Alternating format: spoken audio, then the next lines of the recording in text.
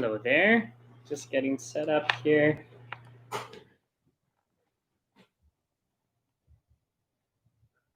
Hope you're all doing well. While we just wait for some people to arrive, you can find a comfortable place to sit. Notice you're sitting. Take a few breaths.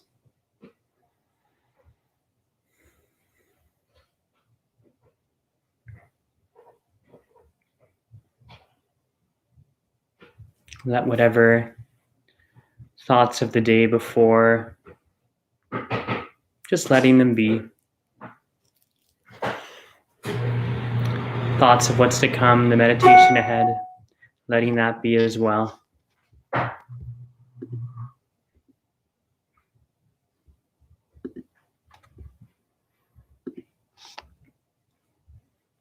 Really just letting your mind be as it is. Nothing to improve, nothing to take away, nothing to add. So as we wait for people to arrive, just settling into your spot. Just sitting and knowing that you're sitting, that's it. We'll give people a couple more minutes before we get started.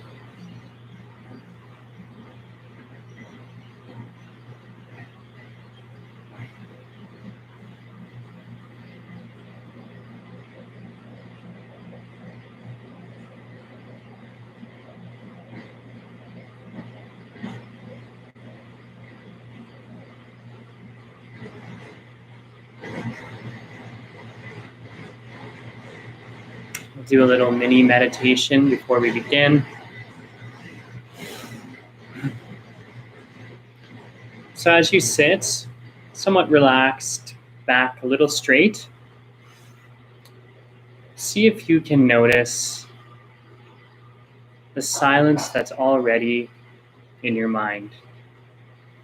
So if you're just arriving now, don't worry, you haven't missed anything yet. We're still getting started, but as we wait for people to arrive, just taking a moment now to settle into your spot and notice your inner silence. This is a silence that's present even when thoughts are happening. See if you can notice that silence around your thoughts, in front of your thoughts, behind your thoughts,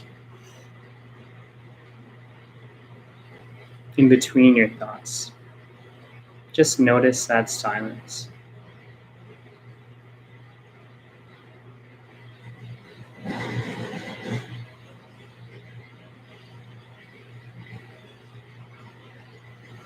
For your body, as you settle into your spot now, see if you can notice the stillness that's already present in your body, especially now that you have this time to just sit. Now that you're comfortable, noticing that stillness. Even in movement, there is a stillness you can notice, but it's especially easy right now as we sit together.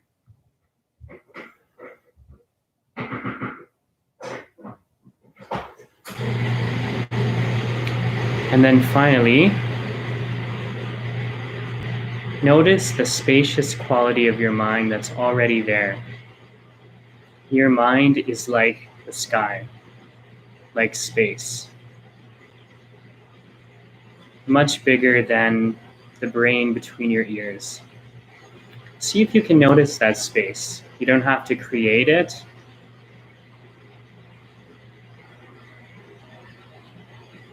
It's almost like widening your perspective.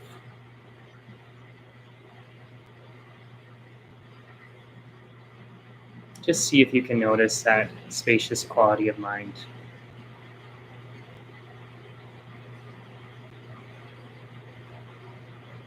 Noticing our inner stillness, silence, and spaciousness.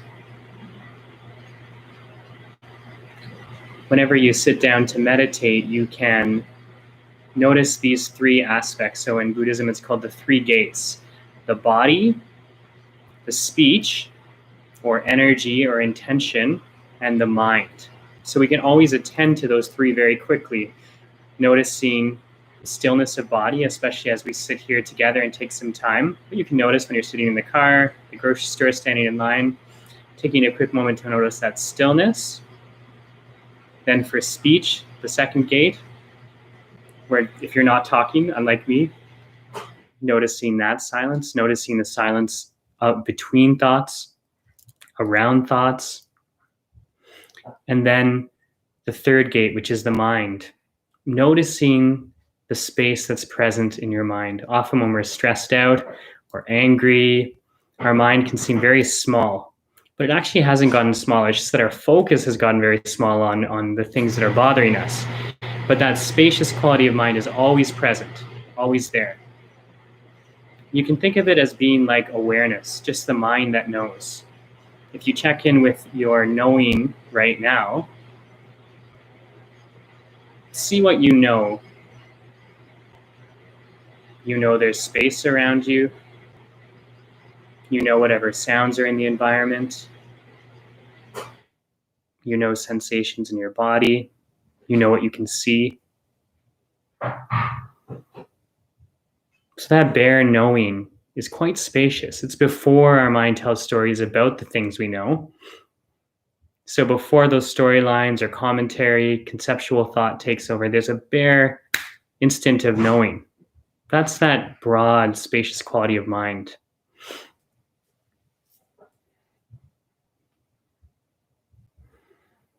It's great to see you all out tonight. I hope you guys are doing well and enjoying this first snowfall if you're in the area, and hopefully safe at home. Maybe an advantage to us doing this online right now is you didn't have to drive in the snow. So tonight we're going to talk about impermanence, which is everyone's favorite topic. So the Buddha, a historical Buddha, kind of had four major seals, they call them, four major things he taught on, aspects of our lives that contribute to our unhappiness, or rather the way we relate to them. And the first of these was this concept of impermanence, the idea that everything around us is impermanent, which sounds a little depressing, but bear with me. You can take a moment now to just reflect on the fact that everything around us is constantly changing, even if it's slowly, quickly, but there's not a single thing in the world that's permanent. If there was, it would be indestructible, right? If something was permanent, it could never have come into existence, and it also couldn't leave existence. It would be indestructible, and there's no such thing. So everything around us changes. We're seeing the seasons change. Only a couple months ago, it was so hot, wearing shorts and t-shirts, and all of a sudden we're getting tons of snow. So the seasons change. We can see how leaves fall off the trees. Our bodies change. We get older. People around us change. So why would we spend time kind of talking about something that's a little depressing? Well, there's kind of two reasons. What the Buddha was kind of teaching was that it's not impermanence itself that makes us unhappy. It's our attachment to things as if they were permanent that makes us unhappy. So when we mentally decide that something is fixed, permanent, unchanging, and then we get unhappy when that thing changes, as it will, as we all will. An easy example is our bodies, especially in the West, where, we've seen the negative effect the media has on our self-image, on our bodies. As we get older, our metabolism slow down. We maybe gain weight, our muscles and joints can't do what they used to. And that can cause some people quite a bit of unhappiness because they can't go with the flow of impermanence, that their body is changing. It's not going to be their 20-year-old body anymore, their 16-year-old body. So if we can learn to accept impermanence, then we're kind of free, because we won't be grasping onto things that are ungraspable, that are always changing. And the other kind of positive side of impermanence is that it's kind of exciting. Like we live in a constant state of potentiality, where everything is moving and changing, nothing fixed. So we actually have a lot of freedom in that. If everything was permanent and solid, we'd have no freedom. There'd be no ability to change ourselves, to change the world around us for positive. So although impermanence can seem depressing, on the one hand, if we can come to understand and accept it, we'll struggle a lot less because we'll be able to let go of some of this grasping. And then in another sense, there's kind of a great freedom in that, a freedom in knowing that, yes, things change and kind of going with that flow. So you'll probably notice that a lot of Buddhist teachings have numbers involved with them, like the Four Noble Truths or these 4 seals of Dharma that are taught in early Buddhism. And there's also the 4 foundations of mindfulness. And it was an oral tradition. So when the Buddha taught, this was all spoken word that was written down many centuries later. So that's why there's all these numbers. It makes it easy to remember. Oh, right, there's these 4 things I have to remember, or 6 things, etc. So along with these 4 kind of seals or teachings, there's also the 4 foundations of mindfulness. And with them, we can actually experientially access some of these teachings. So when it comes to impermanence, we can actually meditate and notice impermanence in our meditation. And we can do that through using one of the foundations of mindfulness. So very quickly, the 4 foundations of mindfulness are mindfulness of body, mindfulness of feeling, meaning like emotional tone and how emotion presents in the body, mindfulness of thoughts, and mindfulness of phenomena, meaning all external phenomena, everything external to our bodies. So, and each of those 4 ways of meditating, you can do 2 things with. I'm throwing a lot of numbers at you guys today. You can do shamatha meditation or calm abiding meditation, which is when we focus our mind on one thing and then just bring it back again and again, which creates calmness and stability in the mind. And then vipassana meaning insight meditation. We can explore some topics by meditating on these things. So impermanence, for example, if we were to do a body scan tonight, we could do a body scan to calm ourselves. So just noticing sensations, coming back to them again and again whenever we're distracted. And as we do that, our attentional ability strengthens and our mind calms. But we can also notice impermanence when we meditate on a body scan. So as we meditate, we notice that sensations come and go. No sensation is permanent. Even very chronic sensations, they're not there 24/7. Or if they are there, they change, right? They're not like constantly at one level. They're going up and down, up and down. So tonight we're going to pair impermanence with the 4th foundation of mindfulness of phenomena. And we're going to do sound meditation tonight. So we'll do some calm abiding to begin with. Then we'll go into some vipassana or insight meditation to notice impermanence. And then we'll come back to calm abiding at the end. If you have any questions, you can pop them into the chat box there. And I'll answer them at the end. Okay, so let's get started. Always begin by setting a motivation or intention for our practice. So the big-hearted motivation, or it's called bodhicitta, the awakened mind, is that we're going to do this practice in order to benefit all others. So by finding calm, by understanding ourselves, the nature of reality, we can be of benefit to other people. So if that sits right with you, you can set that intention now. But you can also set a simple, easier intention for the practice, like, may I be more calm? May I be more mindful during the day? May I rest? Any of these things are great.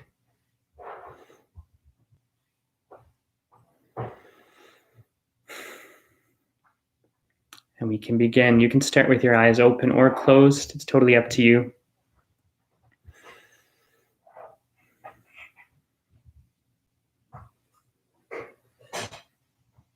So as we get started, before focusing Just let your mind be as it is, completely and utterly normal, ordinary.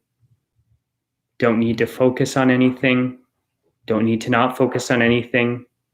Just be with your mind as it is. If your mind is aggravated and distracted, it's okay. Be with that.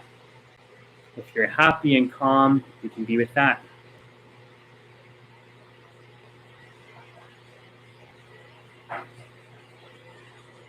Relax into your spot as much as possible, softening through your body, softening the mind, resting. Nothing to do, nothing to not do. Just be.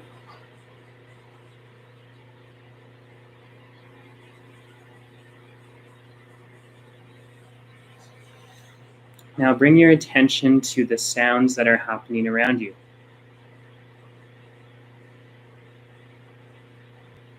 You can do this in a very relaxed, easy way. Don't need to focus on any sound in particular.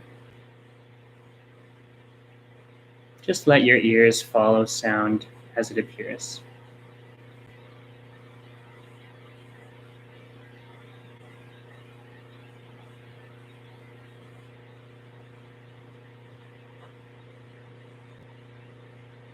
Just listening to whatever arises. You may hear many sounds at once. Your attention may go from sound to sound. Just noticing sound.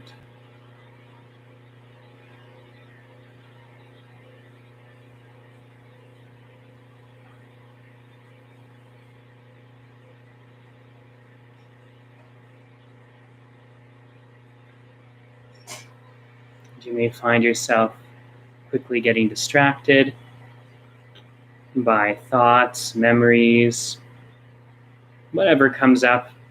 It's totally normal. It's what our brain likes to do. Whenever that happens, just gently bring your attention back to the sound in the room.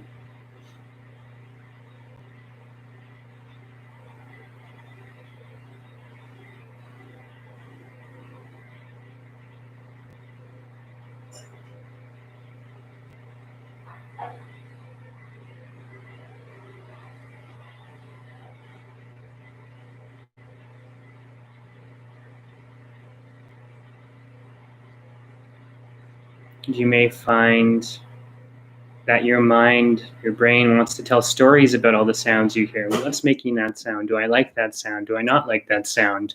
I should go check out what that sound is. Again, totally natural. Just let those thoughts come and go, but don't pay them any attention. Just keep your attention on the sounds in the room.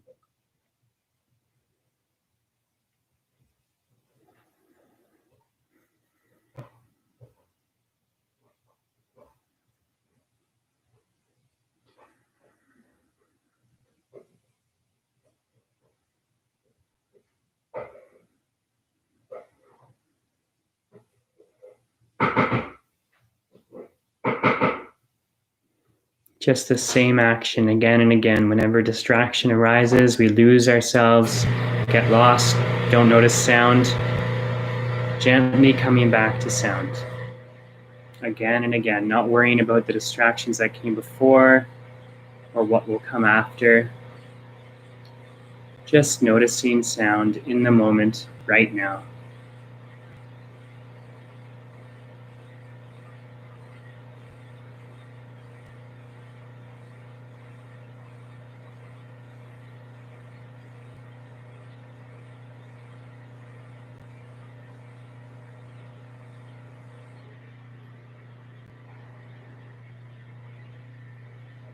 Now we're going to switch from our kind of calm abiding to Vipassana meditation, noticing the impermanence of sound. So this is a little more involved. So we're not just going to bring our attention back to sound again and again, though that we will do, continue to pay attention to sound. But now notice how sounds arise and how they fall.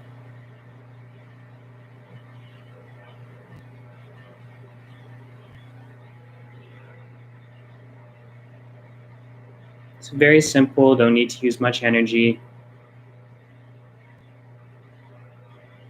Bringing your attention to bare sound, whatever sounds you're hearing, and noticing that they begin and they end.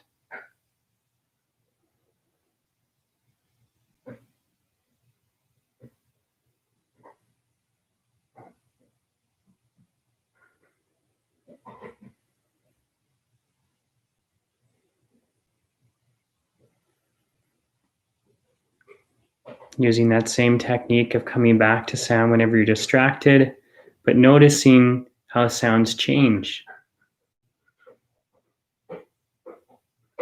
Noticing that they become louder or higher in frequency, they lower in frequency, they appear suddenly, they vanish suddenly.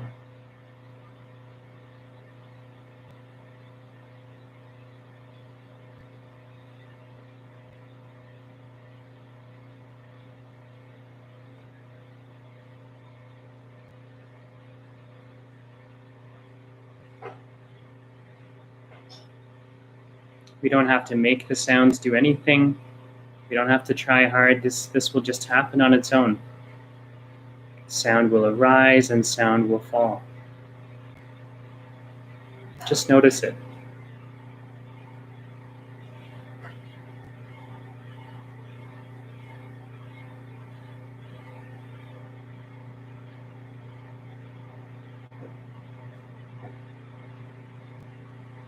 Now we can let go of that more analytical meditation. Let go of those thoughts and come back just to the sounds in the room. We don't have to notice anything particular about them.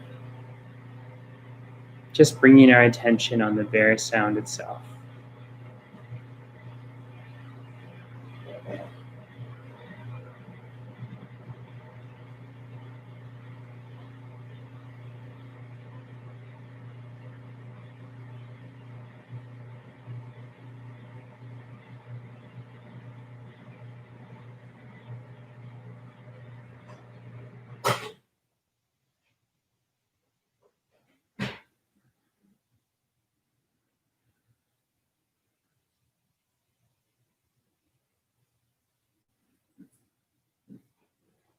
Gently guiding the mind back to hearing, not having to use much energy at all. As little energy as it takes to hear my voice right now, that's all you need to direct your attention back to sound.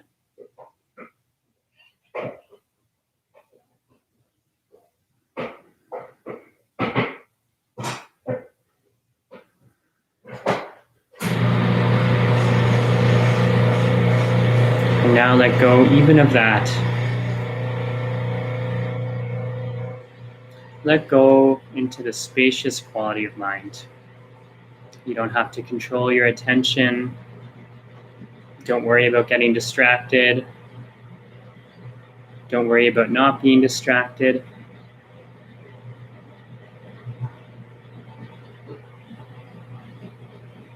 Noticing the big, vast expanse of your mind. Big sky mind.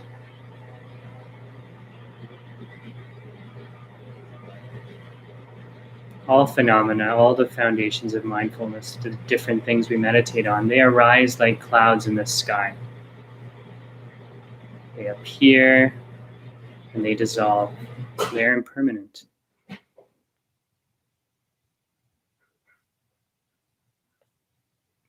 Just spend a few moments noticing that sky instead of those clouds.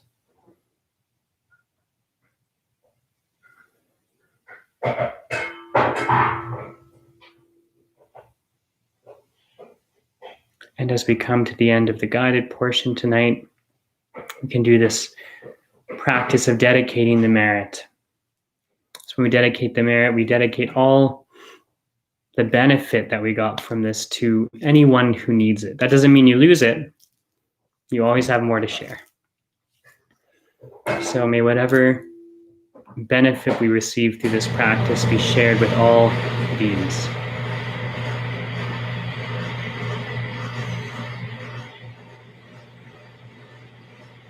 Okay. As you come out of meditation, feel free to stretch, listen to your body and what it needs. I'll take a look at questions in a second, so if you have any, you can pop them in now. For your homework for the next couple weeks, if you enjoyed sound meditation, you can start incorporating that into your daily routine. As always, I try to get a daily practice going. So at least 5 minutes a day. Everyone can find 5 minutes. You can set it on your phone. Steal away to somewhere where you'll have 5 minutes to yourself. And if this spoke to you, this meditation tonight, you can meditate on sound. Just noticing sound, and that's it. And then there's other videos from the past couple months as well on the YouTube channel. So if you want to try something else, they're all up there, many different options, so you can take a look. Your informal practice, which is equally important as the formal practice. Informal practice is when we're off the cushion, because eventually we want to bring this mindfulness, this focus, into our everyday life. That's why we do it. Pick something that you do several times throughout the day, like washing your hands, brushing your teeth, maybe turning on lights, walking through doorways. Find one thing, maybe write yourself a little note at the beginning of the day, and pair that with just listening for a moment. So say your mnemonic device is walking through a doorway. Every time you walk through a doorway, just take a moment to notice sound. That's it. For a few seconds, keep on going. And the good thing about informal practice is that it's not adding anything additional to your day. It's stuff you're already doing. And it's just giving you these little moments of mindfulness so you can start to chain together your practice. So if you do that 5 times throughout the day, for those little short times, and you have that one sit of however long you can do formally sitting, then you start to actually have your mindfulness or awareness continue to move. Okay, I'll see if there's any questions. Is it normal to feel your heartbeat during longer meditations? I think so, definitely. Yeah, I mean, as you meditate longer, as things calm down in your mind, you might notice more somatic things. You might notice sensations in the body. You might notice your heartbeat. You might hear it or feel it. So yeah, it's perfectly normal. I don't think there's anything to be concerned about there. You know, if you're practicing a body scan and it's part of your meditation, you can notice that. Maybe even meditate on that for a while. But if it makes you nervous or it's not part of what you're doing, then you can just treat it like any other distraction that comes up. So you notice, I notice my heartbeat right now, or I feel it, I can hear it. Just notice that and then gently bring your attention back to the meditation. Any other questions today? No problem. I hope it was helpful. Okay, wonderful. Thank you all for joining me tonight. So we're going to do these longer sessions once every 2 weeks right now. But every other week, I'll post a short little 1 to 5 minute guided practice, like a short mindfulness moment. I posted one last week you can check out, which I basically did at the beginning of this practice and at most practices. So next week, I'll post something, just a quick little short video. And then in 2 weeks, we'll meet again. Thank you for your practice. May you be safe. May you be happy. May you be healthy. May you live with ease. Good night.